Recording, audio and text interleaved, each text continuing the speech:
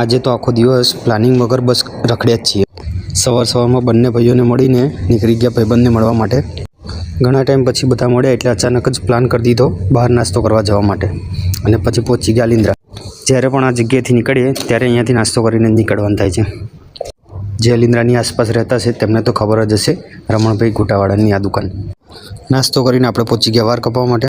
હવે આ તેને થતું હતું મોડું એટલે મોકલી દીધા એમને ઘરે, અને આપણે બેસી ગયા વાળ કપાવવા માટે. વાળ કપાઈને થઈ ગયા રેડી, પહોંચી ગયા ઘરે, અને પછી તરત જ રેડી થઈને નીકળી ગયા વસ્તુ જવા માટે. એક ફ્રેન્ડની સગાઈમાં હાજરી આપી, જમી અને ખાસ મિત્રને મળી અને નીકળી ગયા પાછા ઘરે આવવા માટે. રસ્તામાં બાઇકમાં ઓઇલ ચેન્જ કરાવી અને પછી ઘરે આવી ગયા.